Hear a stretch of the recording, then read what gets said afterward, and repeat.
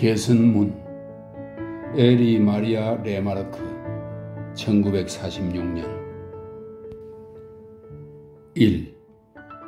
그 여자는 비스듬히 라비크 쪽으로 다가왔다.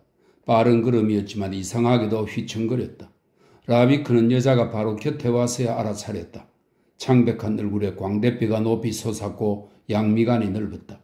얼굴은 굳어 있었고 가면이라도 쓴 듯 움푹 꺼져 보였다. 가로등 불빛 아래 유리처럼 공허한 표정을 띤 여자의 두 눈은 저절로 그의 주목을 끌었다. 여자는 스칠 듯이 바싹 그의 곁을 지나갔다.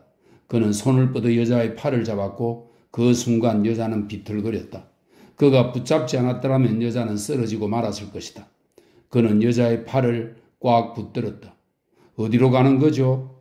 그가 잠시 뜸을 들였다가 물었다. 여자가 그를 물끄러미 바라보았다. 내버려둬요. 여자가 속삭이듯 말했다. 라비크는 대답하지 않고 여자의 팔을 그대로 붙잡고 있었다. 내버려둬요. 무슨 상관이에요? 여자는 입술을 거의 움직이지 않은 채로 말했다. 라비크는 여자가 자기를 전혀 보지 않는다는 느낌이 들었다. 여자는 그를 꿰뚫고 공허한 밤 저 어딘가를 쳐다보고 있었다. 여자는 자기를 붙들어 세운 그 무엇을 향해 말하고 있을 뿐이었다. 내버려둬요. 그는 여자가 창녀가 아니라는 것을 곧장 알아차렸다. 술에 취한 것도 아니었다. 그는 여자의 팔을 더 이상 꽉 붙들지 않았다. 여자는 원하기만 했다면 그의 손을 쉽사리 뿌리칠 수도 있었을 것이다. 그러나 여자는 그것을 알아차리지 못했다. 라비크는 잠시 기다렸다. 어디를 가리는 거죠? 이 밤중에 혼자서 이 시간에 파리의 거리를? 그는 다시 한번 조용히 묶고는 여자의 팔을 놓아주었다. 여자는 아무 말도 하지 않았다. 그리고 가려고도 하지 않았다. 한번 붙들리자 더 이상 발을 내디딜 수 없게 되기라도 한 것처럼.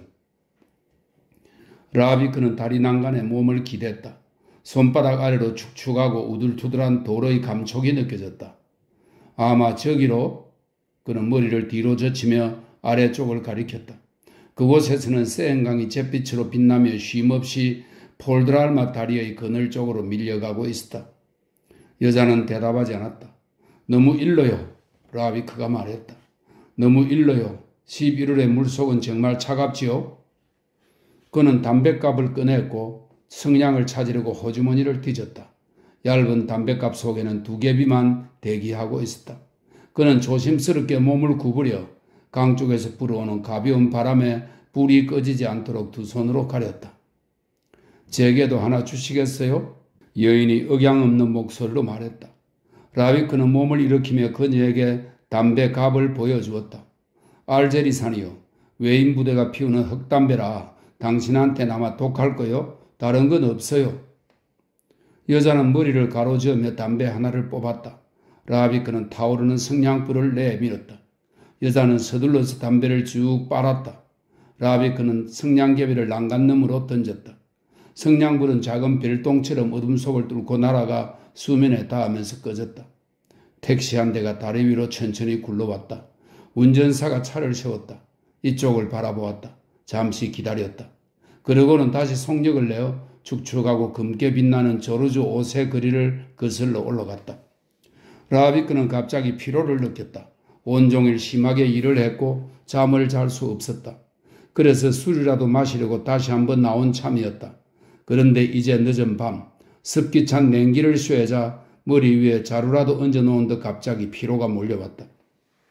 그는 여자를 쳐다보았다. 도대체 왜 이 여자를 붙들었던가? 무슨 사연이 있는 여자임은 분명했다. 하지만 그게 그와 무슨 상관이라 말인가? 지금까지 사연이 있는 여자들은 많이 보아왔지 않은가? 특히 밤중에 파리의 거리에서 말이다. 그런 건 이제 아무렇지도 않았다. 다만 몇 시간 정도 잠을 자고 싶을 뿐이었다.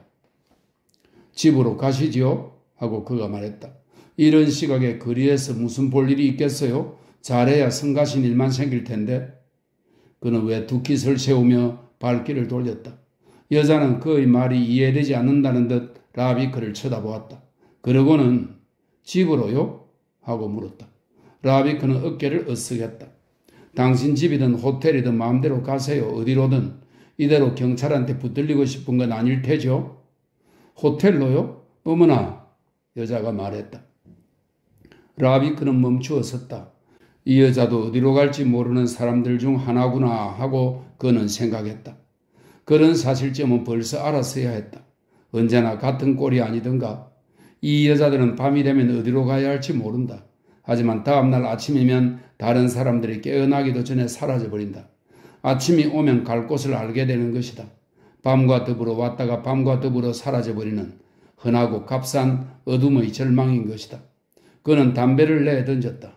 그런 수법지음이야 그도 질리도록 잘 알고 있지 않은가? 갑시다. 어디 가서 화주나 한잔합시다. 그가 말했다. 그게 제일 쉬웠다. 그러고 나서 돈을 치르고 떠나면 그만이다. 어떻게 해야 할지는 여자 자신이 잘 안다. 여자는 비틀거리며 가다가 넘어졌다. 라비크가 그녀의 팔을 붙잡았다. 피곤해요? 그가 물었다. 모르겠어요. 그런 것 같기도 하지만 너무 피곤해서 잠을 잘 수 없는 거지요? 여자는 고개를 끄덕였다. 그럴 수도 있는 거죠. 어쨌든 갑시다. 부축해드리지요. 두 사람은 마르소 거리를 거슬러 올라갔다. 라비크는 여자가 그에게 기다려야 한다는 것을 느꼈다. 여자는 쓰러질 듯 하다가도 몸을 추스리며 그에게 기대었다. 그들은 피에르 프리셰르드 세르비의 거리를 따라갔다. 세요 네거리 뒤쪽으로 길이 연결되었고 저 멀리 비를 머금은 하늘을 배경으로 거대한 개선문이 공중에 뜬 시커먼 모습으로 나타났다. 라비크는 지하실로 통하는 불을 환하게 밝힌 비좁은 입구를 가리켰다. 여기는 아직 열려 있을 거요. 운전사들이 드나드는 선술집이었다. 안에는 택시 운전사 2명과 창녀 2명이 앉아 있었다. 운전사들은 카르놀을 하고 있었고 장녀들은 압생트를 마시고 있었다. 그들은 재빠른 눈길로 여자를 훑어보았다. 그러고는 관심 없다는 듯 고개를 돌렸다. 나이 많은 장녀가 요란한 소리로 하품을 했다. 또 다른 장녀는 느릿느릿 얼굴 화장을 시작했다. 홀 안쪽에서는 못마땅한 듯 쥐새끼 같은 얼굴의 웨이터가 타일 바닥에 톱밥을 뿌리고는 청소를 하기 시작했다. 라비크는 여자와 함께 출입구 가까운 탁자에 앉았다. 그곳이 편할 듯 했다. 재빨리 나갈 수 있는 위치니까. 그는 외투도 벗지 않았다. 뭘 드시겠어요? 그가 물었다. 모르겠어요. 뭐든 좋아요. 칼바도스 2잔. 라비크는 조끼를 걸치고 소매를 걷어붙인 웨이터에게 말했다. 그리고 체스트필드도 한 갑 주시오. 그건 없어요. 웨이터가 말했다. 프랑스 담배뿐인데요. 그래요. 그럼 녹색 로랑이나 한 갑. 녹색도 없어요. 청색밖에는. 라비크는 웨이터의 팔뚝을 쳐다보았다. 구름 위를 걷고 있는 벌거벗은 여자의 문신이었다. 웨이터는 그의 눈길을 알아차리고는 주먹을 힘껏 쥐어 알통이 불룩 솟아나게 했다. 그러자 여자는 음란하게 배를 꿈틀거렸다. 그럼 청색이라도 주게. 라비크가 말했다. 웨이터가 싱긋 웃었다.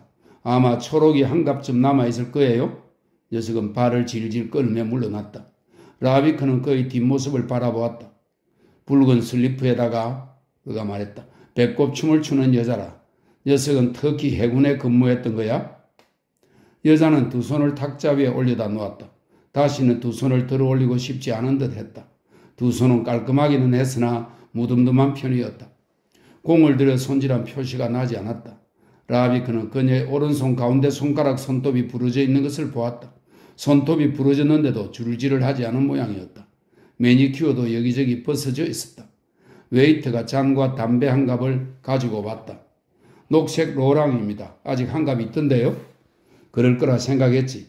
해군에 있었소? 아닙니다. 서커스단에. 그게 낫지. 라비크는 여자에게 잔을 건넸다. 자, 이걸 마셔요. 이런 시간엔 이게 최고지. 아니면 커피를 마시겠어요? 아니요. 단숨에 마셔요. 여자는 고개를 끄덕이고는 잔을 끝까지 비웠다. 라비크는 여자를 유심히 쳐다보았다. 여자의 얼굴은 윤기 없이 창백했고 거의 아무런 표정이 없었다. 입술은 두툼했지만 창백했고 윤곽이 희미하게 흐려져 있었다. 다만 머리카락만은 매우 아름다웠다. 반짝반짝 빛나는 타고난 금발이었다. 베레모를 썼고 레인코트 아래에 청색 옷을 입고 있었다. 옷은 인류 재단사의 솜씨였고 손에 낀 초록색 보석 반지는 너무 커서 아무래도 모조품으로 보였다. 한 잔 더 들겠어요? 라비크가 물었다. 여자가 고개를 끄덕였다. 그가 웨이트에게 눈짓을 했다. 칼바도스 2잔 더 큰 잔으로? 더 큰 잔으로요? 가득 따를까요? 그래. 그럼 칼바도스 떡을 2잔으로. 그렇지. 라비크는 잔을 벌컥 비우고 나가려고 마음먹었다. 지루했고 또 무척 피곤했다. 보통 때라면 이런 우발적인 일들을 잘 참았다. 지금까지 40년 동안 파란마냥한 생애를 보내지 않았던가? 오늘 이런 일점은 비일비재했다. 파리에서 지낸 지도 여러 해가 지났고 밤에는 거의 잠을 잘 수 없었으니 저절로 많은 일을 겪게 마련이었다. 웨이트가 잔을 가져왔다. 라비크는 코를 찌르는 듯 향기로운 사과주를 받아들고는 여자 앞에 조심스럽게 놓았다. 한 잔 더 하시죠. 별 도움은 안 되겠지만 몸은 따뜻해질 거요. 그리고 무슨 사연인지 모르겠지만 너무 심각하게 생각하지는 마세요. 오래도록 남아 괴롭히는 일이란 별로 없는 법이니까. 여자가 그를 유심히 쳐다보았다. 술은 마시지 않았다. 그런 거지요? 라비크가 말했다. 특히 밤에는. 밤이란 모든 것을 과장하는 법이죠. 여자가 계속해서 그를 쳐다보았다. 저를 달래줄 필요는 없어요. 이었고 그녀가 말을 했다. 그럼 더 잘 됐군요. 라비크는 웨이트 쪽을 쳐다보았다. 지긋지긋했다. 이런 유형의 여자를 잘 알고 있었다. 아마도 러시아 여자일 거야 하고 생각했다. 러시아 여자들은 어디서든 앉자마자 옷도 채 마르기 전에 벌써 잘난 척하는 법이다. 러시아인인가요? 그가 물었다. 아니요. 라비크는 돈을 치렀고 일어나서 헤어지려 했다. 그 순간 여자도 벌떡 일어섰다. 아무 말도 않은 채 당연하다는 태도였다. 라비크는 어쩔 줄을 몰라 여자를 쳐다보았다. 어쨌든 좋아 하고 그는 생각했다. 밖에서도 헤어질 수 있으니까. 비가 내리고 있었다. 라비크는 문 앞에서 멈추어 섰다. 어느 쪽으로 가실 거죠? 그녀와 반대 방향으로 갈 작정이었다. 모르겠어요. 아무 쪽으로나. 도대체 댁이 어딘가요? 그녀가 벼랑과 몸서리를 치며 말했다. 그리로는 갈 수 없어요. 못 가요. 갈 수 없어요. 그리로는 안 돼요. 순식간에 그녀의 두 눈에 무시무시한 공포가 서렸다. 한바탕 싸운 거로군 하고 라비크는 생각했다. 난리를 치고는 집 밖으로 달려 나온 거지. 내일 점심때쯤이면 이리저리 생각을 정리하고 돌아가게 될 거야. 찾아갈 만한 사람은 없나요? 아는 사람은? 이 술집에서 전화하면 될 텐데요. 아니요. 아무도 없어요.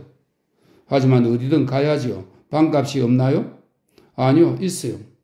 그러면 호텔로 가세요. 여기 뒷골목에는 얼마든지 있으니까. 여자는 대답하지 않았다. 어디로든 가셔야 하지요. 라비크가 초조하게 말했다.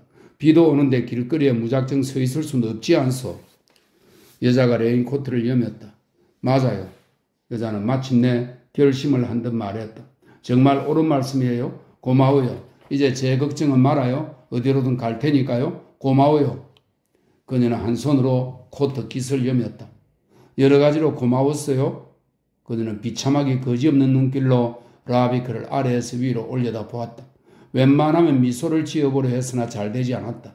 그리고는 망설이지 않고 안개 자욱한 비오는 거리를 발소리도 없이 걸어갔다. 라비크는 잠시 멈추어 섰다. 그러고는 갑작스럽게 무언가 당했다는 듯 주춤거리면서 투덜거렸다. 젠장, 어쩌다 이렇게 되었는지, 그리고 도대체 무슨 영문인지 알 수 없었다. 그녀의 쓸쓸한 미소 또는 그녀의 눈길, 그것도 아니라면 텅 빈 거리 때문이었던가? 혹은 밤이라서 그랬던 것일까? 그는 다만 저기 안개 속에서 갑자기 길 잃은 아이 같아 보이는 저 여자를 혼자 내버려 두어서는 안 되겠다고 생각했다. 그는 여자의 뒤를 따라갔다. 같이 갑시다. 그는 무뚝뚝하게 말했다. 어쨌든 방법이 있겠지요. 그들은 에토알 광장까지 걸어갔다. 광장은 보슬비 내리는 잿빛 어둠 속에서 거대하고 무한한 모습으로 그들 앞에 누워 있었다. 안개가 짙게 깔려 광장을 중심으로 갈라져 나간 길들은 더 이상 분간할 수 없었다. 다만 더 넓은 광장엔 여기저기 흩어져 희끄무레하게 빛나는 가로등 불빛들, 그리고 개선문의 석조 아치만 눈에 띄었다. 거인처럼 치솟은 개선문은 안개 속으로 자취를 감추며 위로는 우울증에 빠진 하늘을 떠받들고 밑으로는 무명용사의 묘지에서 고독하고 창백하게 타오르는 불길을 지켜주는 듯 했다. 무명용사의 묘지는 밤의 황량함 속에서 인류 최후의 묘지처럼 보였다. 그들은 광장을 비스듬히 가로질러 갔다. 라비크의 걸음은 빨랐다. 너무 지쳐서 아무 생각도 들지 않았다. 자기 곁에서 말없이 따라오고 있는 여자의 또박또박 걸어가는 발소리만 아득하게 들려왔다. 머리를 푹 숙이고 두 손을 코트 주머니에 찔러 넣은 이 여자는 낯설고 보잘것없는 한가닥 생명의 불꽃이었다. 그런데 갑자기 밤 깊은 광장의 고독 때문에, 바로 그 때문에 생면부지인 이 여자가 한순간 기이하게도 자신의 여자인 것처럼 느껴졌다. 그는 어디에 있어도 모든 게 낯설었고 이 여자도 그 점에서는 마찬가지였다. 그런데 이상하게도 바로 그 점이 그녀에게서 친숙함을 느끼게 했던 것이다. 말을 많이 한다거나 시간이 지나면서 저절로 가까워지는 그런 경우보다 더 친숙한 느낌이었다. 라비크는 테른 광장 뒤편 와그람거리 골목에 있는 작은 호텔에 살고 있었다. 아주 낡은 곳으로 새로운 것이라곤 출입구 위에 호텔 앙테르나쇼날이라고 쓰인 간판뿐이었다. 그는 초인종을 눌렀다. 빈 방 있나? 문을 열어준 급사에게 그가 물었다. 소녀는 잠에 취한 눈으로 빤하게 쳐다보다가 더듬거리며 말했다. 접수하는 아저씨가 없는데쇼?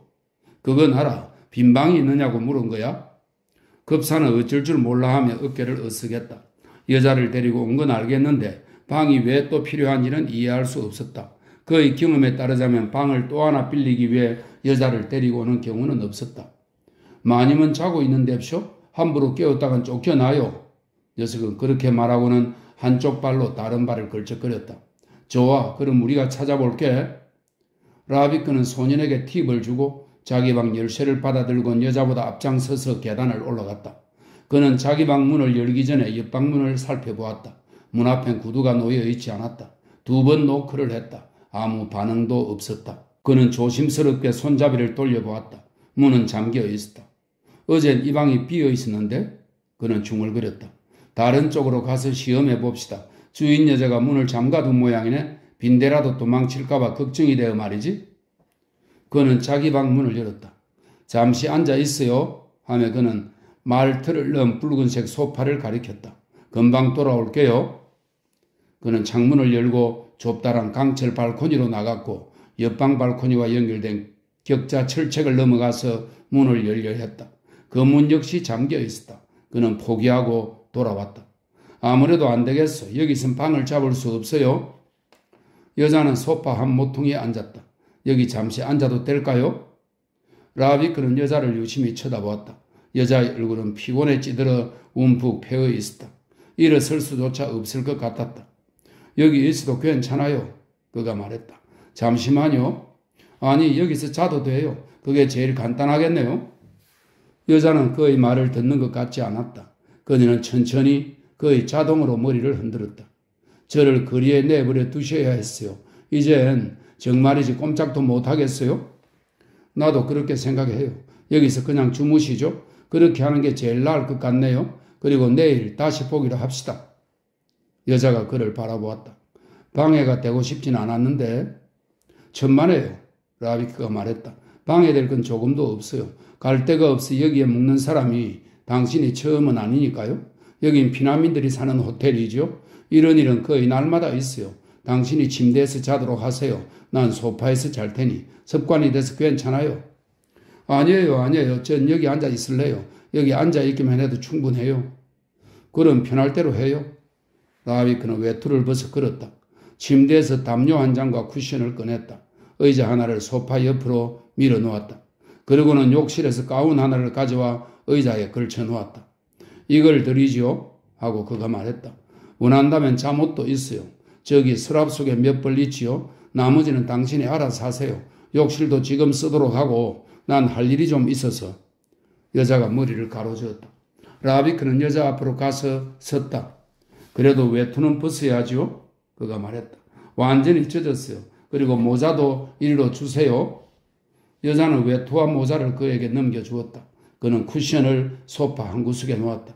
이걸 베개로 써요. 그리고 자는 동안 떨어지지 않으려면 의자를 이곳에 두어야 해요. 그는 의자를 소파 쪽으로 밀었다. 구두도 벗어요. 흠뻑 젖어 감기 들게 생겼어요. 그는 구두를 벗겨주었고 서랍에서 목 짧은 털 양말 한 짝을 꺼내와 신겨주었다. 자, 이제 어느 정도 됐네요. 힘들고 괴로울 땐 안락하게 지낼 방법을 생각한다. 이건 옛날부터 내려오는 군인들의 수칙이지요. 고마워요. 여자가 말했다. 정말 고마워요. 라비크는 욕실에 들어가 수도꼭지를 틀었다. 물이 세면기 속으로 쏟아졌다. 넥타이를 풀고 멍하게 거울을 보았다. 움푹한 동굴의 그늘 속 깊은 곳에서 무언가를 살피는 듯한 두 눈. 눈이 없었더라면 죽도록 지쳐 보였을 좁다란 얼굴. 코에서 입으로 내리파인 고랑에 비해 너무나 부드러운 입술. 그리고 오른쪽 눈 위에는 기다란 톱니 모양 흉터가 머리카락 속으로 그 꼬리를 감추고 있다. 요란한 전화벨 소리가 그의 생각 속으로 파고들었다. 젠장. 그는 잠시 동안 모든 걸 망각하고 있었다. 이처럼 깊은 침잠의 순간은 가끔 있는 일이었다. 그렇다. 여자는 아직 방에 있을 테지? 곧 가요 하고 그가 소리쳤다. 놀랐어요 하고 말하며 그는 수화기를 들었다. 뭐라고? 그래 좋아. 그래 물론 그럼 그럴 테지. 그렇지 어디라고? 좋아 곧 갈게. 뜨거운 커피 진한 커피를 말이야. 그래. 그는 아주 조심스럽게 수화기를 내려놓고는 소파 팔걸이에 앉은 채 잠시 생각에 잠겼다. 그러고는 말했다. 잠시 나가야 해요. 급한 일이 있어서. 여자가 즉시 일어섰다. 그러고는 조금 비틀거리다가 의자에 몸을 기댔다. 안 돼요, 안 돼. 그 순간 라비크는 두 말 않고 따라 나서려는 여자의 태도에 감동했다. 당신은 여기 있어요. 자도록 해요? 난 한두 시간 나갔다 와야 해요. 얼마나 걸릴지는 잘 모르지만 하지만 당신은 여기 있도록 해요. 그는 외투를 입었다. 일순간 그 어떤 생각이 머리를 스쳤다. 그러나 곧 생각을 떨쳐버렸다. 이 여자는 훔쳐가지 않을 것이다. 그런 타입이 아니었다. 그런 타입의 여자는 그가 잘 안다. 게다가 이 방에는 훔쳐갈 것도 별로 없다. 문 앞까지 갔을 때 여자가 물었다. 같이 가도 될까요? 아니요, 안 돼요. 여기 있어요. 필요한 게 있으면 쓰세요. 원한다면 침대도. 코냑은 저기 있어요. 푹 자도록 하세요. 그는 돌아서서 나가려 했다. 불은 그대로 두세요. 여자가 갑작스럽고 다급하게 말했다.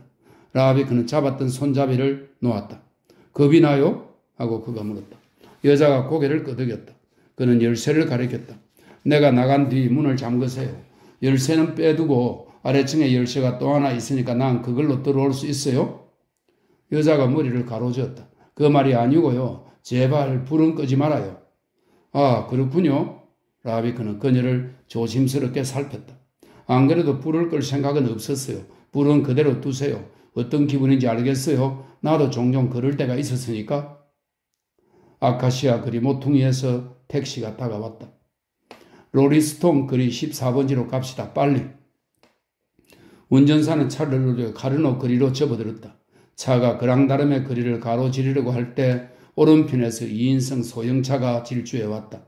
길이 젖어 미끄럽지 않았더라면 두 자동차는 충돌하고 말았을 것이다. 2인승 차가 브레이크를 밟았고 아슬아슬하게 택시 라디에이터에 곧장 부딪힐 뻔하다가 길 한가운데로 미끄러져 나갔다. 그 소형차는 회전목마처럼 제자리에서 빙글빙글 돌았다. 소형 르노였고 안경을 걸치고 검은 실크헤트를 쓴 사내가 운전하고 있었다. 한 바퀴 돌 때마다 사내의 하얗게 질린 성난 얼굴이 순간적으로 보이곤 했다. 이었고 그 차는 거리 저쪽에 거대한 지옥문처럼 솟아있는 개선문을 앞에 두고 멈추었었다. 자그마한 녹색 벌레처럼. 그리고 그 안에서 휘꾸무리한 주먹 하나가 밤하늘을 향해 위협했다. 택시 운전사는 뒤를 돌아보았다. 저런 놈 보신 적 있으십니까? 물론이죠. 라비크가 대꾸했다. 저런 모자를 쓴 녀석 말이요. 저런 모자를 쓴 놈이 무엇 때문에 이 밤중에 저렇게 빨리 달린답니까? 저 사람이 정당했어요. 그 사람이 큰 길에서 달리고 있지 않았나요? 그런데 무엇 때문에 욕하는 거요? 물론 그자가 정당했죠. 바로 그 때문에 욕하는 겁니다. 그럼 그 사람이 잘못했더라면 어쩔 셈이었어? 그래도 욕을 하겠죠. 당신은 세상 일을 편할 대로 생각하는 것 같군요. 너무 심했나 봐요. 운전사는 변명을 하고는 포슈 거리로 꺾었다. 그렇게 놀랄 일은 아닙니다. 안 그래요? 아니지요. 하지만 내 거리에서는 좀 더 천천히 달리세요. 저도 그럴 생각이었죠. 하지만 길이 기름에 번지르르 하더군요. 그런데 손님은 묻기만 하시고 들을 생각은 하지 않으시나요? 지쳐서 그렇소. 라비크는 초조하게 대꾸했다. 밤이라 그렇기도 하고 또 우리라는 존재는 알 길 없는 바람에 나부끼는 불꽃 같은 것이기 때문이라고 해도 좋지. 어쨌든 빨리 갑시다. 그렇다면 좀 다른 이야기군요. 운전사는 모자에 손을 갖다 대며 약간의 경의를 표했다. 저도 이해가 좀 갑니다. 그런데 말이요. 하고 의구심이 든 라비크가 물었다. 당신은 러시아 사람인가요? 아닙니다. 하지만 손님을 기다리는 동안 이것저것 잃는 버릇이 있어요. 오늘은 러시아 사람과는 인연이 없군 하고 라비크는 생각했다. 그는 머리를 뒤쪽으로 기댔다. 커피를 마셔야지 하고 그는 생각했다. 아주 뜨겁고 진한 걸로 충분히 있으면 좋으련만 제발 손이 떨리지는 않아야 할 텐데 안 된다면 배부 녀석한테 주소 한 대 놓아달라고 해야겠어? 하지만 괜찮을 거야. 그는 창문을 아래쪽으로 내리고는 축축한 공기를 가슴속 깊이 천천히 들이마셨다. 2. 좁은 수술실은 대낮같이 환하게 밝혀 있었다. 깔끔하게 소독한 도축장과도 같았다. 피 묻은 소음을 담은 양동이들이 여기저기 놓여 있었고 붕대와 거즈가 어지럽게 널려 있었다. 피의 붉은 빛이 주변을 에워싼 흰빛을 향해 나를 주목하라며 소리를 지르는 듯했다. 베이브는 옆방에서 래크칠을 한 강철 테이블에 앉아 무언가를 적고 있었다. 간호사는 수술기구를 끓이고 있었다.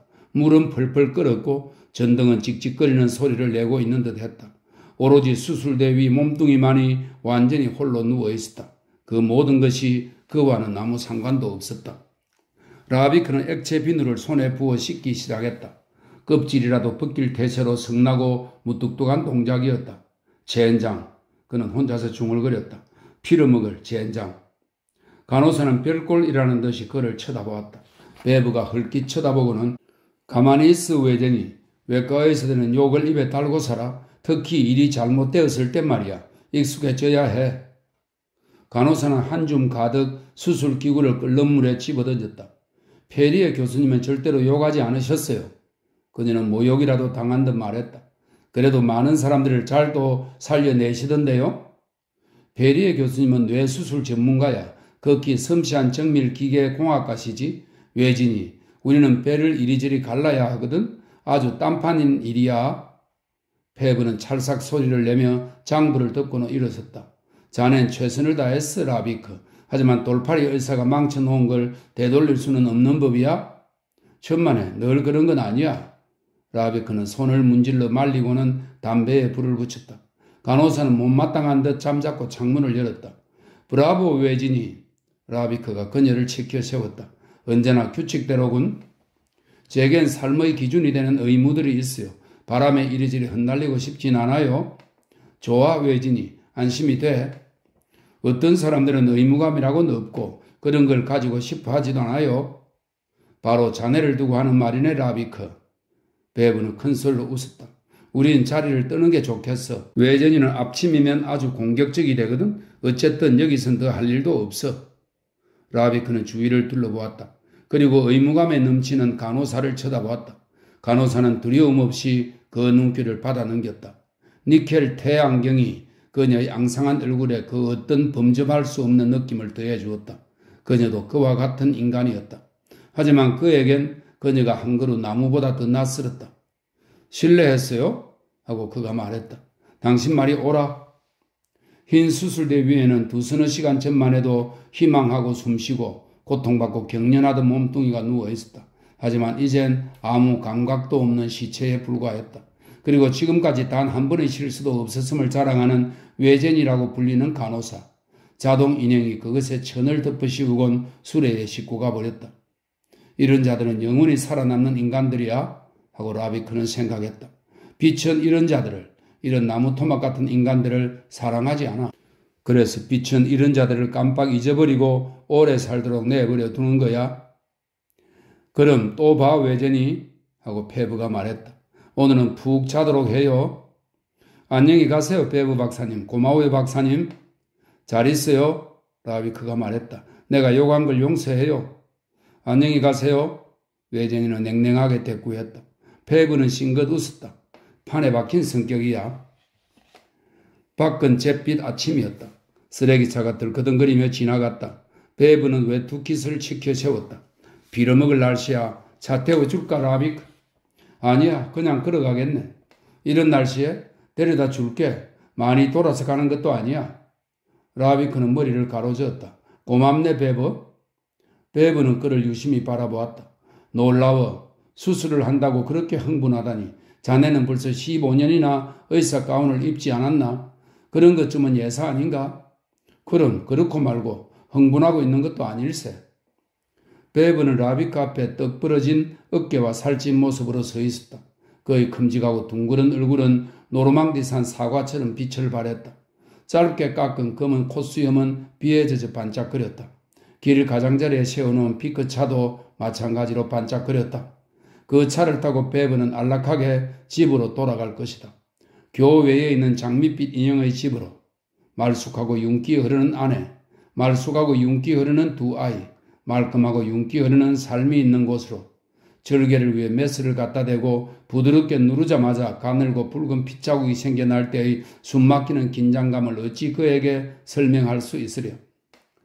클립과 집게 밑에서 몸뚱이가 여러 겹의 커튼처럼 열리면서 지금까지 한 번도 빛을 보지 못했던 기관들이 드러나고 정글 속 사냥꾼처럼 자취를 더듬어 가다가 파괴된 조직, 종기나 종양 또는 벌어진 틈 속에서 벼랑간 거대한 맹수인 죽음과 맞닥뜨리게 되는 순간의 긴장감을, 그리고 가느다란 메스와 바늘 한 개, 확신에 찬 손놀림 외에는 아무것도 필요로 하지 않는 그 전투를 어떻게 설명한단 말인가.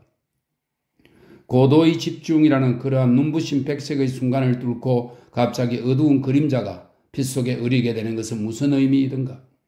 메스의 칼날을 무디게 하고 바늘을 비틀거리게 하고 손을 둔탁하게 만드는 당당한 조롱은 무엇이란 말인가. 그 순간 눈에 보이지 않는 것, 수수께끼 같은 것, 맥박치는 것으로서의 생명은 인간의 무기력한 손길 아래에서 갑작스럽게 물러나고 부서지고 우리가 도달할 수도 막아낼 수도 없는 무시무시한 암흑의 소용돌이 속으로 빨려 들어가지 않는가. 조금 전까지만 해도 숨을 쉬었고 자기라는 존재였고 하나의 이름을 가지고 있었던 얼굴이 이름 없는 경직된 마스크로 변하는 것이다. 의미도 없고 그여갈 수도 없는 그러한 무력함, 그것이 무엇인지 어찌 설명할 수 있단 말인가? 도대체 설명할 그 무엇이라도 있단 말인가? 라비크는 다시 새 담배에 불을 붙였다. 21살이랬지? 하고 그가 말했다. 베브는 손수건을 꺼내 반짝이는 물방울을 콧수염에서 닦아냈다. 자넨 아주 잘 해냈어. 나로선 어림도 없는 일이야.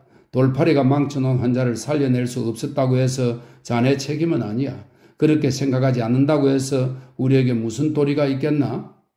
그래, 하고 라비크가 말했다. 우리에게 무슨 도리가 있겠나? 베브는 손수건을 도로 집어넣었다. 지금까지 별의별 일을 겪었던 만큼 자네 신경도 무뎌졌을 텐데. 라비크는 빈정거리는 눈길로 그를 쳐다보았다. 무뎌지는 법은 없어. 다만 이런저런 일에 익숙해질 뿐이지. 내 말이 그 말이야. 그래? 하지만 어떤 일에는 결코 익숙해질 수가 없어. 그게 무언지 꼭 집어 말하기는 어렵지만 사실 내가 이 정도나마 정신이 말짱한 건 아마도 커피 덕분일 거야. 그런 말짱한 상태를 흥분 상태와 혼동하기도 하지만 말이야.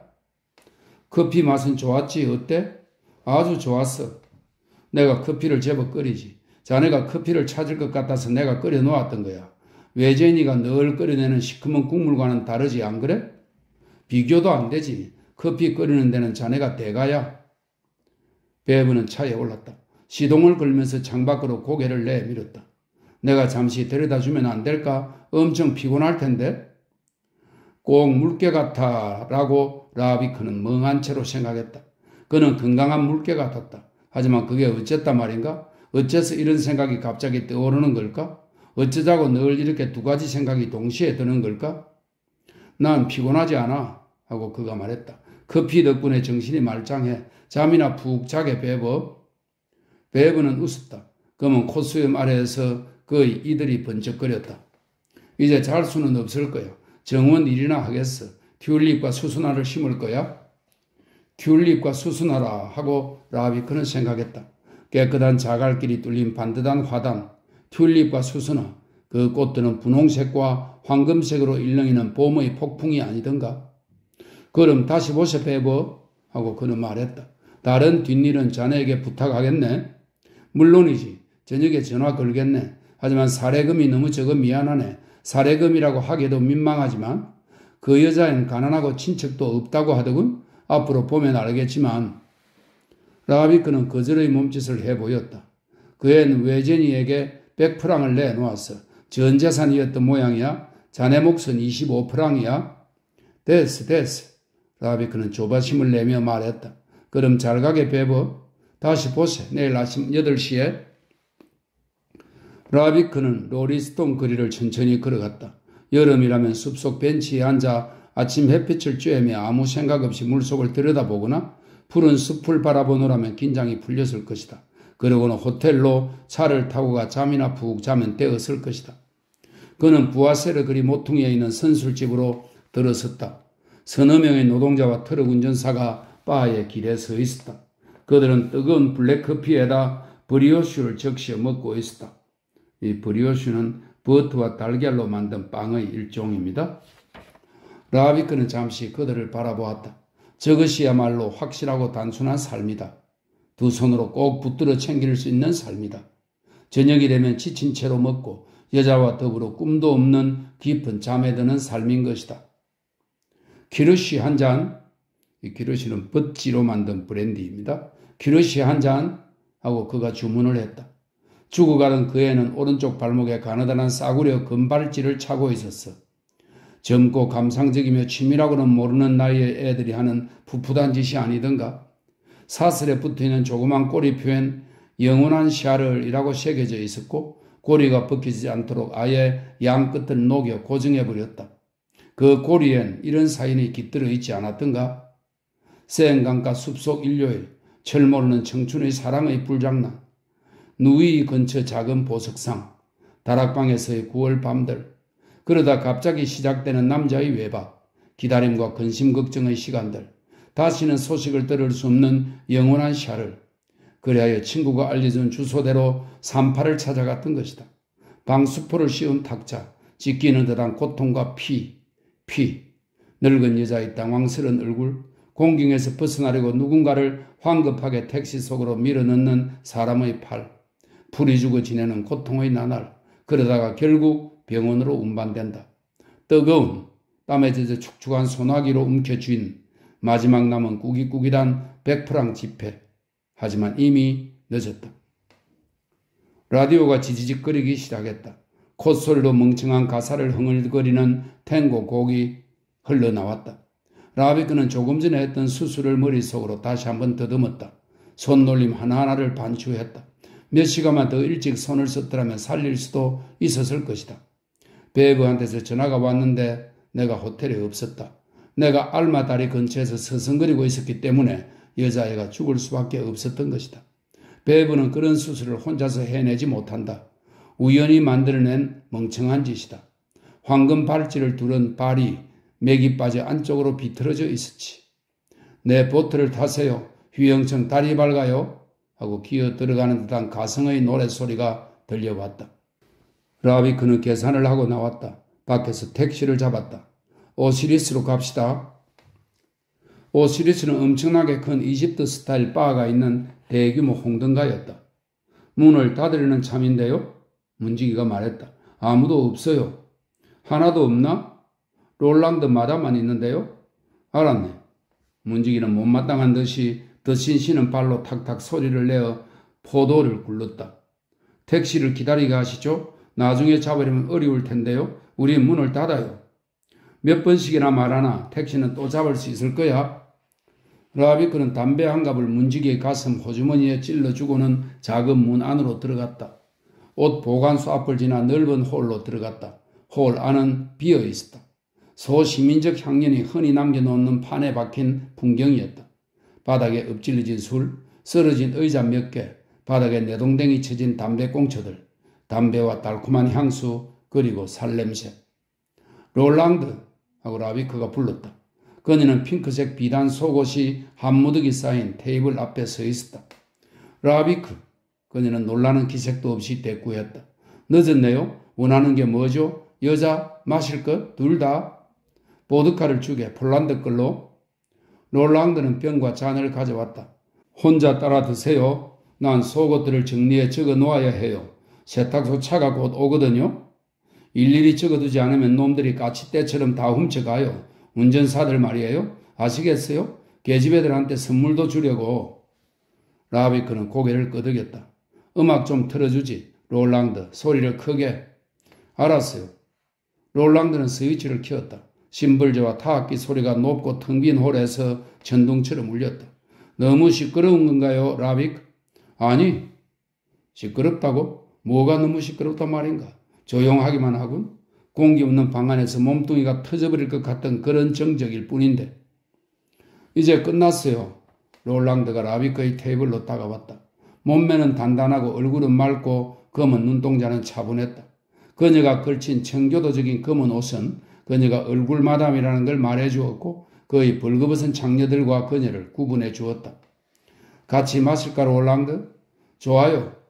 라비크가 바에서 잔을 하나 들고 와 술을 따라주었다. 잔이 반쯤 찼을 때 롤랑드가 병을 밀었다. 됐어요. 더 이상은 못 마셔요. 반만 찬 술잔은 보기 흉해. 못 마시거든 남겨. 왜요? 낭비잖아요? 라비크는 힐끗 쳐다보고는 그 믿음직하고 단정한 얼굴을 향해 미소 지었다. 낭비라고? 낡아빠진 프랑스식 걱정이야? 뭐 때문에 아끼겠다는 거야? 자기 자신은 아끼지도 않으면서. 그건 장사 때문에 그런 거고 이거랑은 달라요? 라비크는 큰 소리로 웃었다. 그럼 그런 의미에서 건배. 장사꾼 윤리가 없으면 세상이 어떻게 되겠어? 범죄자와 이상주의자와 게으름뱅이들이 들끓을 거야? 여자애가 필요하군요. 하고 롤랑드가 말했다. 전화를 걸어 키키를 불러드릴게요. 아주 착한 애예요. 21살이고. 그래, 또 21라고? 오늘은 안 돼. 라비크는 다시 잔을 가득 채웠다. 롤랑드, 당신은 잠들기 전에 보통 무슨 생각을 하지? 대개는 아무 생각도 하지 않아요. 녹초가 되어버리니까. 그럼 그렇게 지치지 않았을 땐? 톨루즈를 생각해요. 왜? 그곳에 우리 숙모 한 분이 가게 딸린 집에 살고 있거든요. 저는 그 집에 이중으로 담보를 잡아 놓았어요. 숙모가 돌아가시면 올해 76이에요. 그 집은 제 소유가 돼요. 그렇게 되면 그 가게를 카페로 만들려고요. 밝은 꽃무늬 벽지를 바르고 피아노와 바이올린, 첼로로 이루어진 4인조 악사를 고용할 거예요. 그리고 그 안엔 바를 만들겠어요. 자그마하고 오붓하게. 그 집은 위치가 좋거든요. 커튼과 램프까지 포함해서 9,500프랑 정도면 될 것 같아요. 그리고 처음 몇 달을 위해 5,000프랑 정도는 예비로 넣어두려고 해요. 물론 2층과 3층에선 집세가 들어와요. 제가 생각하는 건 이런 거예요. 톨루즈가 고향인가? 그래요. 하지만 태어난 후 제가 어디 있었는지는 아무도 몰라요. 그리고 장사가 잘 되면 누구도 그런 일에 신경을 쓰지 않을 거예요. 돈이 모든 걸 덮어버리니까요. 모든 건 아니지만 많은 걸 감추어 주지. 라비크는 눈꺼풀이 무거워지는 걸 느꼈고 그 때문에 말이 점점 느려졌다. 이 정도면 충분히 마신 것 같군 하고 그는 주머니에서 지폐 몇 장을 꺼냈다. 롤랑드, 톨루즈에 가면 결혼할 건가? 금방은 아니에요. 2, 3년 정도 지나서요. 그곳에 남자친구가 있거든요. 그 사람한테 종종 가나? 가끔요. 그 사람이 이따금씩 편지를 해요. 물론 다른 주소로요. 그 사람은 결혼했지만 부인이 병원에 있어요. 폐병인데 의사들 말이 기껏해야 한두 해 산대요. 그 다음엔 그 사람은 자유로워지는 거죠? 라비크는 일어섰다. 롤랑드, 행운을 빌어. 당신은 상식이 있는 사람이야? 그녀는 별다른 의구심도 없이 미소를 지었다. 그의 말은 너무도 당연했다. 그녀의 밝은 얼굴엔 피로의 흔적조차 없었고 방금 깨어난 것처럼 싱싱했다. 그녀는 자신이 원하는 것을 알고 있었다. 인생은 그녀에게 아무런 비밀도 만들지 않았던 것이다. 밖은 이미 환했고 비도 멎어 있었다. 공중 화장실들이 그리 모퉁이마다 포탑처럼 서 있었다. 문지기는 모습을 감추었고 밤은 물러갔으며 하루가 시작되었다. 바삐 서두르는 사람들 무리가 지하철 입구마다 북적거렸다. 대지에 뚫린 구멍들 같았고 사람들은 암흑의 신에게 제물로 바쳐지기 위해 그곳으로 뛰어드는 것처럼 보였다. 여자는 소파에서 후다닥 일어났다. 고함을 치지는 않았고 기어 들어가는 목소리를 간신히 내며 벌떡 일어섰다. 팔꿈치로 지탱을 했으나 몸은 굳어버렸다. 가만 하고 라비크가 말했다. 나요. 몇 시간 전에 당신을 여기로 데려왔던 사람? 여인은 다시 숨을 쉬었다. 라비크의 눈에 여자가 흐릿하게 보였다. 전구 불빛들은 창으로 밀려드는 아침 햇살과 뒤섞여 노르스름하고 병적인 색을 띠고 있었다. 이젠 불을 꺼도 될 거요? 하고 그는 스위치를 비틀었다. 취기 탓에 관자놀이 부근에서 부드러운 망치질이 다시 느껴졌다. 아침 식사할래요? 하고 그는 물었다. 그동안 여자의 존재를 깜짝같이 잊고 있었고 열쇠를 손에 들었을 때만 해도 여자가 없을 거라 생각했다. 여자가 없었으면 하는 생각도 들었다. 술도 충분히 마셨고 의식의 무대도 뒤바뀌었으며 짤랑거리는 시간의 사슬도 산산이 부서졌다. 두려움 없이 강력하게 그를 에워싸고 있는 것은 기억과 꿈이었다. 그는 무엇보다도 혼자 있고 싶었다. 커피 드실래요? 하고 그가 물었다. 여기서 대접할 건 커피뿐인데. 여자는 고개를 가로저었다. 그는 여자를 좀 더 유심히 쳐다보았다. 왜 그래요? 여기 누가 왔었나요? 아니요. 하지만 무슨 일이 있는 게 분명해요. 유령이라도 대하듯 나를 뚫어지게 쳐다보고 있어요. 여자는 입술을 움직거리다가 말했다. 냄새. 냄새라고? 라비크는 이해가 안 된다는 듯이 다시 물었다. 보드카는 냄새가 안 나고 버찌 술도 브랜디도 냄새가 안 날 텐데 담배는 당신이 피우고 무엇이 그렇게 무섭다는 거죠? 그 말이 아니라 그럼 뭐란 말이죠? 똑같은 냄새. 맙소사 에테르인지도 모르겠군. 라비크는 갑자기 생각이 나서 말했다. 에테르 냄새를 말하는 거요? 여자는 고개를 끄덕였다. 이전에 수술한 적 있나요? 아니에요. 저는. 라비크는 더 이상 듣지 않았다. 창문을 열었다. 곧 없어질 거요. 그동안 담배나 피워요? 그는 욕실로 들어가 수도꼭지를 틀었다. 거울에 비친 자기 얼굴을 보았다. 2시간 전에도 그는 지금처럼 그렇게 서 있었다. 그동안 한 인간이 죽은 것이다. 그러나 그건 아무것도 아니었다. 순간순간 몇천 명씩 죽어나가지 않는가. 거기에 대한 통계도 있다. 그런 건 문제도 아니었다. 그러나 죽은 그 인간에게는 그 순간이 전부이며 계속해서 돌아가고 있는 온 세상보다 더 중요한 것이었다. 그는 욕조 가장자리에 걸터앉아 구두를 벗었다. 모든 것은 언제나 동일했다. 일상적인 일들과 그것들의 말없는 강요, 모든 것이 헛개비처럼 미끄러져가는 가운데서 벌어지는 시시한 일들, 보잘것없는 습관, 사랑의 물결이 일렁일 때 꽃 피어나는 심정의 기습. 하지만 시인이건 반신이건 백치건 그가 누구든 2시간마다 천국에서 불려 내려와 오줌을 놓아야 한다. 누구라도 여기서 벗어날 수는 없지 않은가. 자연의 아이러니, 분비선의 반사작용과 소화작용 위에 펼쳐진 낭만적인 무지개. 쾌락기관이 동시에 배설기관이 되도록 악마적으로 그렇게 만들어진 것이다. 라비크는 구두를 벗어 구석으로 던졌다. 옷을 벗어야 한다는 지긋지긋한 습관. 이것으로부터도 벗어날 수 없다. 혼자 사는 사람만 알 수 있는 일. 저주받은 순종이자 체념. 거기서 빠져나오려고 종종 옷을 입은 채 자기도 했다. 하지만 그건 유예에 불과할 뿐 그런 습관에서 빠져나올 수는 없는 것이다. 그는 샤워기를 틀었다. 차가운 물이 맨살 위로 쏟아져 내렸다. 심호흡을 하며 몸을 닦았다. 작은 일들이 주는 위안, 물, 호흡, 밤비. 혼자 있는 자만이 이 모든 것을 아는 법이다. 시원하다고 말하는 피부, 어두운 혈관 속을 가볍게 흘러내리는 피, 풀밭에 눕는다. 자작나무, 여름철 흰 구름, 청춘의 하늘, 마음의 모험들은 어디로 가버렸는가? 생존을 위한 음울한 모험 속에서 망가지고 만 것이다. 그는 방으로 돌아왔다. 여자는 소파 한 구석에 쪼그리고 앉아 담요로 몸을 푹 싸고 있었다. 추워요? 하고 그가 물었다. 그녀는 고개를 가로저었다. 겁이 나요? 그녀는 고개를 끄덕였다. 내가요? 아니요. 밖이? 네. 라비크는 창문을 닫았다.